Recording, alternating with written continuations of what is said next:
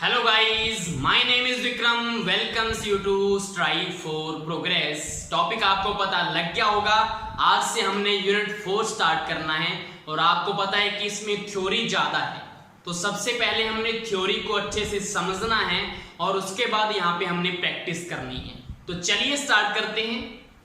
तो सबसे पहले हम यहाँ पे डिस्कस करने वाले हैं सांख्यिकी या स्टैटिस्टिक्स क्या होती है। संख्यात्मक आंकड़ों का व्यवस्थित अध्ययन ही सांख्यिकी कहलाता है। दूसरा नंबर है आंकड़े सम्मक या डाटा क्या होता है। आंकड़े संख्याओं के वे संग्रह हैं जो सूचनाएं देने के लिए एकत्रित किए जाते हैं। यह दो प्रकार के होते हैं, फर्स्ट इज प्राथमिक आंकड़े एंड सेकंड इज द्वितीयक आंकड़े। अब इनके बारे में हम वन बाय वन स्टडी करेंगे। प्राथमिक आंकड़े क्या होते हैं? ऐसे आंकड़े जिन्हें व्यक्ति स्वयं के स्तर पर एकत्रित करता है, खुद घर घर जाकर जिनको एकत्रित करता है उनको प्राथमिक आंकड़े बोलते हैं। इनको नए सिरे से पहली बार एकत्रित किया जाता है। ठीक है, तो ऐसा नहीं है कि पहले का छपा हुआ होगा वैसा का वैसा हम कॉपी पेस्ट कर लेंगे। इनको नए सिरे से हमने एकत्रित करना होता है। एकत्रित करने की विधियां कौन कौन सी हैं? प्रत्यक्ष व्यक्तिगत अन्वेषण से। प्रत्यक्ष व्यक्तिगत अन्वेषण का मतलब क्या है कि वो खुद घर घर जाकर उन आंकड़ों को एकत्रित करे। दूसरा क्या टाइप है? परोक्ष या अप्रत्यक्ष अन्वेषण से। ये कैसे इकट्ठे करेगा? वो खुद वो घर घर जाकर इकट्ठे नहीं करता इनको। इसका फर्स्ट स्टेप क्या है? या तो वो अनुसूचियां भरवाकर इकट्ठे करेगा या सूचकों द्वारा प्रश्नावली भरवाकर इकट्ठे करेगा या स्थानीय स्रोत या संवाददाताओं द्वारा इकट्ठे करेगा या विशेषज्ञों के माध्यम से वो इकट्ठे करेगा। तो मतलब अप्रत्यक्ष का मतलब क्या है कि वो खुद जाकर इकट्ठे नहीं करेगा बल्कि इनकी वो हेल्प लेगा। दूसरा है द्वितीयक आंकड़े। ऐसे आंकड़े जिनमें सूचनाएं पहले से एकत्रित होती हैं, इन्हें गौण आंकड़े भी कहा जाता है। तो द्वितीयक आंकड़े का मतलब क्या है कि एक प्रकार का कॉपी पेस्ट करना है आपको, पहले से एकत्रित है उनको बार बार आपने यूज कर लेना है, इसलिए इनको क्या बोला जाता है? गौण आंकड़े। और जो प्राथमिक आंकड़े थे उनको क्या बोला जाता है? मौलिक आंकड़े बोला जाता है। तो द्वितीयक आंकड़े के स्रोत कौन कौन से होते हैं? फर्स्ट है हमारा प्रकाशित स्रोत, कि जो प्रकाशित हुआ होता है, जैसे कि अंतर्राष्ट्रीय प्रकाशन, केंद्र सरकार या राज्य सरकार द्वारा प्रकाशित आंकड़े, गैर सरकारी प्रकाशन हो गया, पत्र पत्रिकाओं या मुद्रित लिपियों द्वारा ये इकट्ठे कर लेते हैं। दूसरा क्या होता है? अप्रकाशित स्रोत। ऐसे आंकड़े जो सरकार एकत्रित तो करती है लेकिन प्रकाशित नहीं करती और ये रजिस्टरों या फाइलों में मिलते हैं, तो ये भी किस में आएंगे? द्वितीयक आंकड़े में आएंगे, क्योंकि ये खुद ने थोड़े इकट्ठे किए हैं, ये तो पहले से जो सरकार ने इकट्ठे किए हुए थे लेकिन प्रकाशित नहीं किए हुए थे वो हमने ले लिए, तो ये भी आएगा द्वितीयक आंकड़ों में। नेक्स्ट हमारा टॉपिक है परास या परिसर। तो परास को कैसे फाइंड करते हैं? इसका फॉर्मूला है अधिकतम मान माइनस न्यूनतम मान। तो आपको एक प्रेक्षण दिया हुआ है यहाँ पे, इसमें आपको अधिकतम मान देखना है और न्यूनतम मान देखना है और दोनों को आपने माइनस करना है, तो आपके पास क्या आ जाएगा? परास आ जाएगा या परिसर आ जाएगा। तो यहाँ पे अधिकतम मान अगर देखें तो अधिकतम आपको क्या दिख रहा है? सबसे हाईएस्ट आपको 9 दिख रहा है, तो यहाँ पे क्या लिखेंगे? 9 लिखेंगे, माइनस लगाएंगे। न्यूनतम मान कौन सा है? सबसे छोटा क्या है? 1 है, तो 9 माइनस 1, तो इसका परास कितना आ चुका है? 8 इसका क्या होगा? आंसर होगा। क्लियर? उसके बाद अगर हम बात करें परास गुणांक या परिसर गुणांक की, इसका फॉर्मूला क्या होता है? अधिकतम मान माइनस न्यूनतम मान अपॉन अधिकतम मान प्लस न्यूनतम मान। तो हम इसी एग्जांपल की बात कर लेते हैं और इसका परिसर गुणांक निकालते हैं कि क्या होगा। अधिकतम मान क्या था? 9 था, माइनस न्यूनतम मान कितना था? 1 था, तो 9 माइनस 1 अपॉन अधिकतम मान वही होगा 9 होगा और न्यूनतम मान क्या होगा? 1 होगा, बीच में क्या आ जाएगा? प्लस आ जाएगा। तो यहाँ पे कितना आ गया? 9 माइनस 1 8 आ जाएगा और 9 प्लस 1 कितना हो जाएगा? 10 हो जाएगा। अगर इसको सॉल्व करें तो क्या आ जाएगा? 2 चौका 8, 2 5 10, तो 4/5 इसका क्या आ गया, परिसर गुणांक आ गया। अगर इसको भी हमने सॉल्व करना हो तो यहाँ पे क्या आ जाएगा 0.8, इसका क्या हो जाएगा आंसर हो जाएगा। क्लियर, ये इसका क्या था, परास था इस प्रेक्षण का, और ये इसका क्या है, परिसर गुणांक है। बारंबारता या फ्रीक्वेंसी, कोई प्रेक्षण कितनी बार लिखा गया है वह संख्या ही उसकी बारंबारता होती है। आइए इसको अच्छे से समझते हैं। जैसे कि हमने किसी क्लास में टेस्ट लिया और उसमें टोटल मार्क्स जो हैं वो 30 हैं और विद्यार्थियों द्वारा प्राप्त जो अंक हैं वो आपको नीचे दिए गए हैं। इसमें हमने क्या करना है, बारंबारता देखनी है कैसे होती है। तो जैसे कि प्रेक्षण 30 की बारंबारता, तो यहाँ पे देखो 30 जो नंबर हैं वो कितने विद्यार्थियों के आए हैं। सबसे पहले काउंट करना है 1 और 2, तो आपको यहाँ से दिख रहा है कि प्रेक्षण जो 30 है उसकी बारंबारता कितनी है 2। जितनी बार जो नंबर आया है वही उसकी क्या होती है, बारंबारता होती है। तो यहाँ पे प्रेक्षण 30 की बारंबारता कितनी हो गई, 2 हो गई, फ्रीक्वेंसी 2। नेक्स्ट है प्रेक्षण 25 की बारंबारता क्या होगी।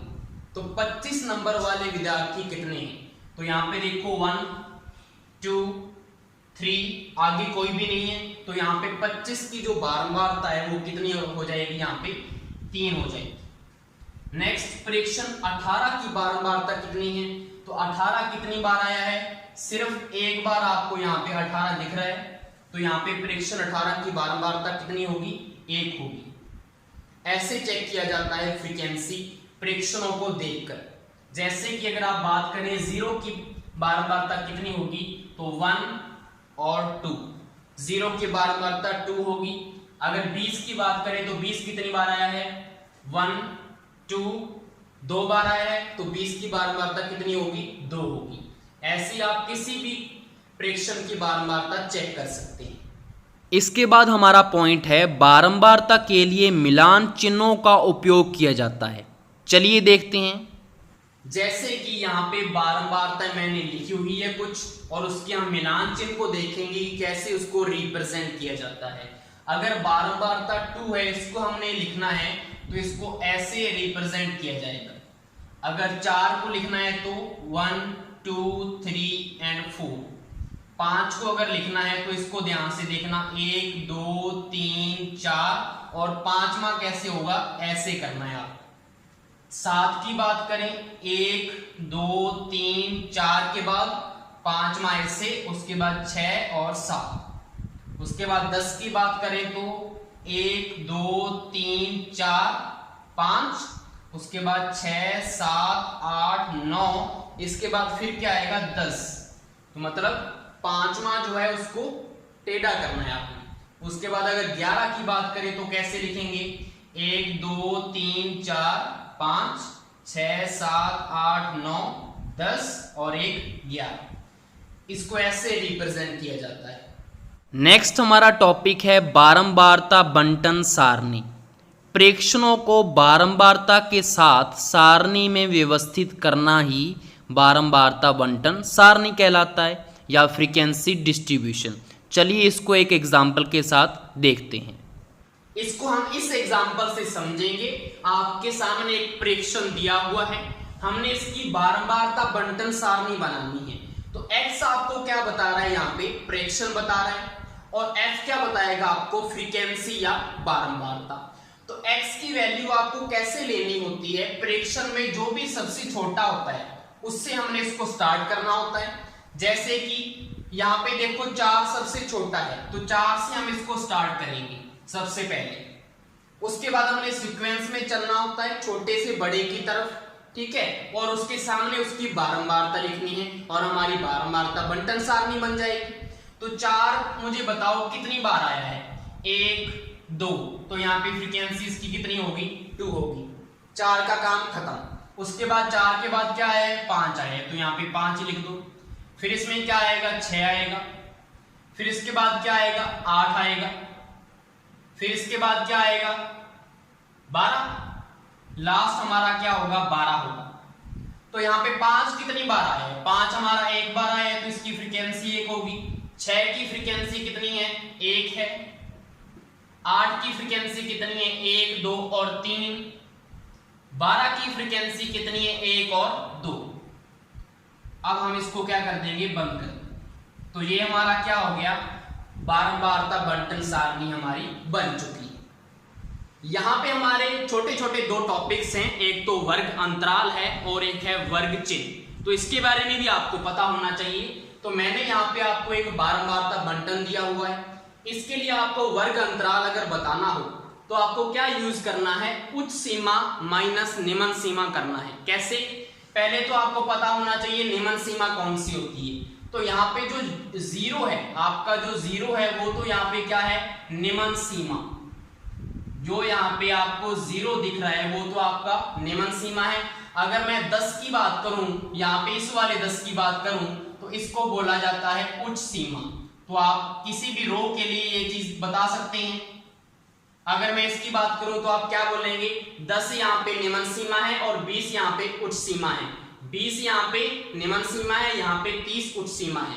तो हर रो के लिए क्या होगा, अलग अलग होगा।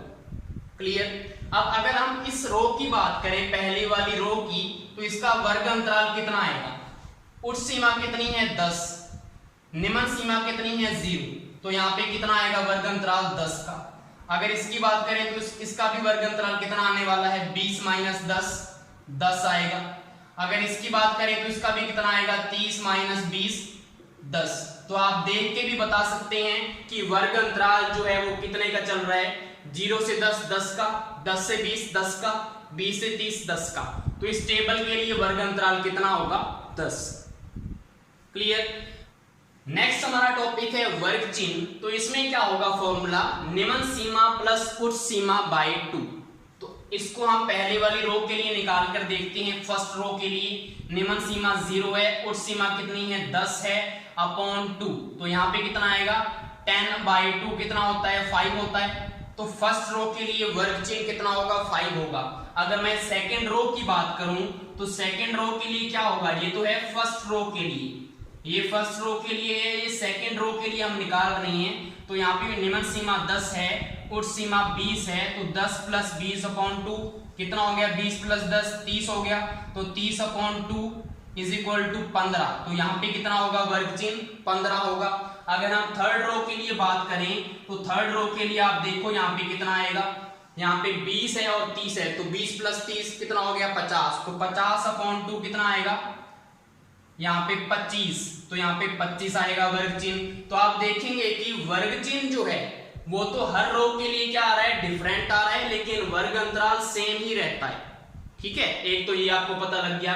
एक आपको देखने से ये पता लग गया होगा कि वर्ग चिन्ह का मतलब मध्यमान नहीं है, यहाँ पे बिल्कुल मध्यमान है। कैसे, 0 और 10 का मध्यमान कितना होता है 5। तो यहाँ पे वर्ग चिन्ह कितना आया 5 आया। 10 और 20 का मध्यमान कितना होता है 15। तो यहाँ पे कितना आ रहा है वर्ग चिन्ह 15 आ रहा है। 20 और 30 का मध्यमान कितना होगा 25। तो यहाँ पे वर्ग चिन्ह भी कितना आ रहा है 25 आ रहा है। तो यहां से आपको देखने से ये भी पता लग गया कि वर्ग चिन्ह क्या होता है हमारा मध्यमान। नेक्स्ट हमारा टॉपिक है बारंबारता बंटन के प्रकार। तो सबसे पहला इसका टाइप है असतत बारंबारता बंटन या डिस्क्रीट फ्रीक्वेंसी डिस्ट्रीब्यूशन, और दूसरा इसका टाइप है सतत बारंबारता बंटन या कॉन्टिन्यूस फ्रीक्वेंसी डिस्ट्रीब्यूशन। अब जो हमारा असतत बारंबारता बंटन है उसका एक नाम और है, इसको खंडित या अवर्गीकृत बारंबारता बंटन भी बोला जाता है। और सतत बारंबारता बंटन का दूसरा नाम क्या है, अखंडित या वर्गीकृत बारंबारता बंटन। ये जब हम इसको आगे एक एग्जाम्पल से देखेंगे तब आपको यहाँ से क्लियर हो जाएगा कि इनको ऐसा क्यों बोला जाता है। इसके बाद जो सतत बारंबारता बंटन है उसके आगे दो टाइप हैं, एक तो अपवर्जी है जिसको एक्सक्लूसिव बोलेंगे, और दूसरा है समावेशी जिसको इंक्लूसिव बोलते हैं। आइए देखते हैं इन दोनों में क्या डिफरेंस है। तो सबसे पहले हमारा है असतत बारंबारता बंटन। तो प्रत्येक प्रेक्षण के संगत बारंबारता लिखी जाती है। अब आप नीचे टेबल में देखें, हमने प्रेक्षण लिखे हुए हैं जैसे 4, 5, 8, 12, और उसके संगत हमने बारंबारता लिखी हुई है। तो 4 की अलग से लिखी है, 5 की अलग है, 8 की अलग है, 12 की अलग है।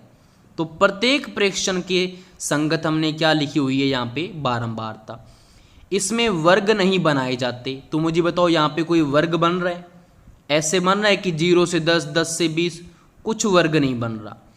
नेक्स्ट है, प्रेक्षणों की संख्या कम होने पर असतत बारंबारता बंटन बनाया जाता है। तो प्रेक्षण अगर हमारे कम हैं तो हम क्या बनाएंगे यहाँ पे, असतत बारंबारता बंटन।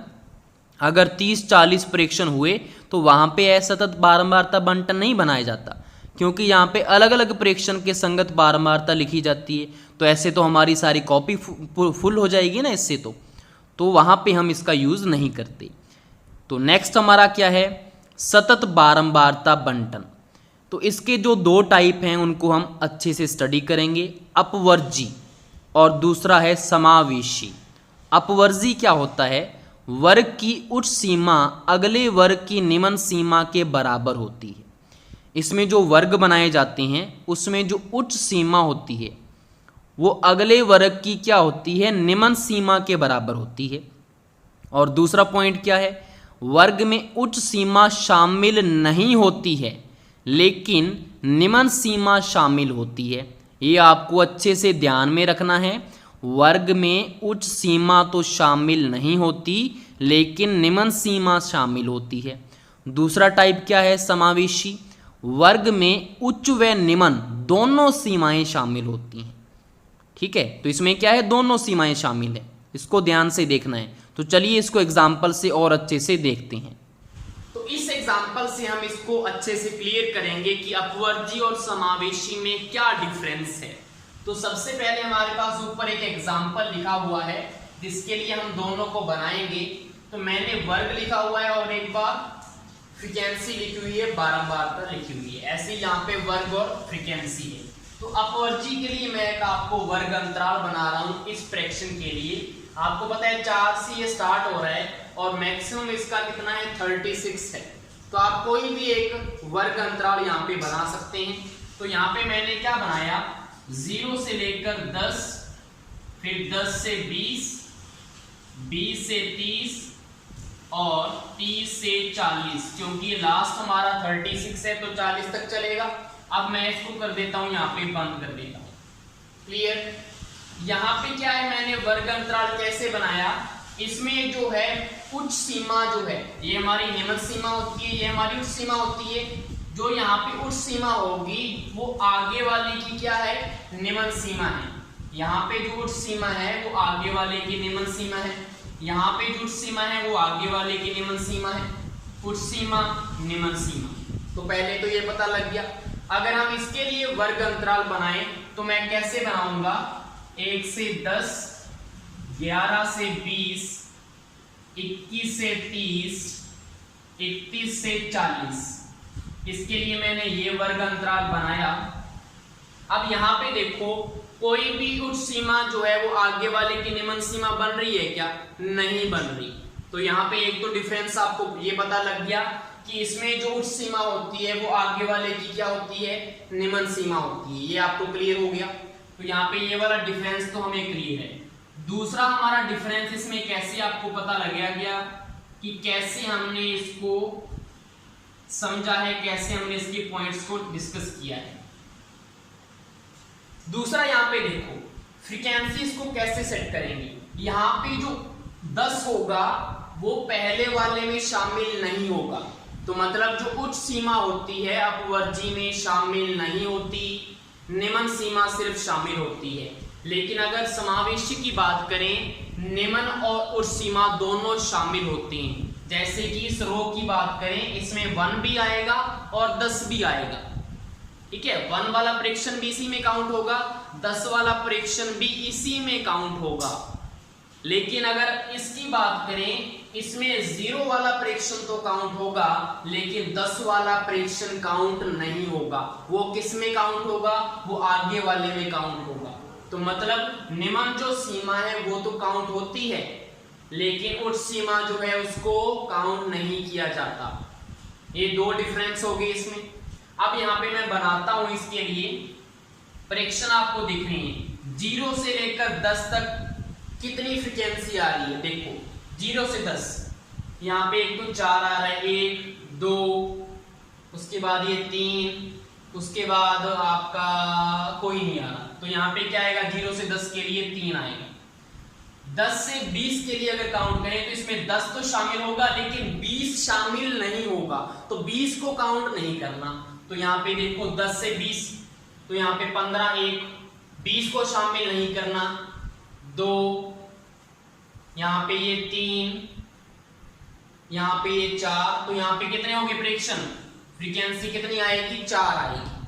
अगर हम 20 से 30 की बात करें तो 20 तो शामिल करना है, 30 नहीं करना, तो देखो 20 अब आएगा, 1 2 3, 3 आएगा क्योंकि 30 तो शामिल ही नहीं करना, तो यहाँ पे क्या आएगा, 3 आएगा। 30 से 40, 30 को करना है 40 को नहीं करना, तो यहाँ पे देखो 30 से 40 कौन सा है, एक 30 है और एक 32 और एक 36 है, ठीक है, तो यहाँ पे 3 आ जाएंगे। क्लियर।